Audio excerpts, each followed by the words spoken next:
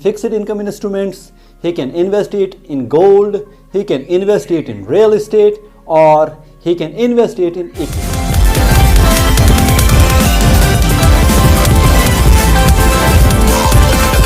Hello and welcome to the world of finance with Dr. Zuhur. Today we are going to talk about investment from the perspective of a common man. Common man can be anyone who is going for a job or who is doing a labor job or a daily wager who is earning some amount. So let's take an example of a person who is earning monthly 30,000 rupees. Out of this 30,000, he is spending 60% of his income. That means 18,000. Rest 12,000 will be savings.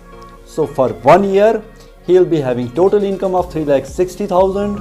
His total expenses is 2,16,000 and his total savings is 1,44,000. One assumption about here, that his income will grow continuously at the rate of 10% and his expenses will grow indefinitely at the rate of 8%. So let's take this person is going to work for 20 years and after 20 years he will retire.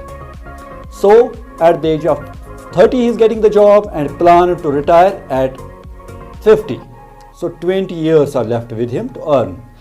So from the savings, what he is going to do, there are different alternatives. He will save his income and will not invest it anywhere. So now here the question is, how much money will be accumulated for 20 years? The answer is 1 crore 7 lakh rupees. If he is saving 40% of his income, yearly income. So 1 crore 7 lakh rupees will be accumulated in his hand. Will this 1 crore 7 lakh will be enough to survive after retirement? His life can be after retirement 10 year, 20 year or 30 year. Will this amount be sufficient? No. The answer is simply no. Because expenses are growing at the rate of 8% continuously. So how many years he can survive with this 1 crore 7 lakh rupees? It will be only 8 years. So what he will do after 8 years? So to overcome this problem, there are different alternatives what he can do with the savings. He can invest it in fixed income instruments, he can invest it in gold, he can invest it in real estate, or he can invest it in equities. So let's see what will happen if he is investing in these kinds of instruments. In the first case, fixed income instruments include bonds issued by government, bonds issued by corporations owned by the government, or private corporations. So the income from the bonds or the fixed deposit is the interest income. If he is earning, from the statistics, we are having that from the last 10 years, the income from the fixed instruments is 5%. If he is investing his savings at the rate of 5%, how much money will be accumulated after 20 years? It is 1 crore 48 lakh rupees if he is investing here in fixed income instruments. So he will be having more money as compared to if he is keeping his savings idle. Next alternative he is doing if he will invest is gold. From the gold in the form of gold he can invest in gold bars or ETFs. So if from the statistics also there is the return of 9% in last 10 years.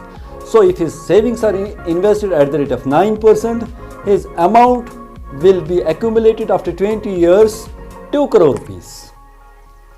Almost double than if he is not going to invest it at all. Next alternative is real estate. From the real estate, he can get either rental income or capital appreciation. But to calculate the yearly returns from this real estate is difficult. So if there are many complex factors from which we can calculate this return, so it's very difficult and we don't have available statistics for that. So next alternative is equity. From the equity, there is a return of minus return to 100% return. Some equity shares have provided the return of 100%, in fact 200% returns, but some 5%, some have minus return because they are stagnant companies or they have gone into the losses. But here what we'll do is, we'll take the example of Nifty 50 index. Nifty 50 index has provided the return of 10 to 30% in last 10 years. If we take in our case that we will get a return of 15, will be able to get the return of 15%, how much our money will be accumulated? It will be accumulated at the rate of 15%, 3.32 crores.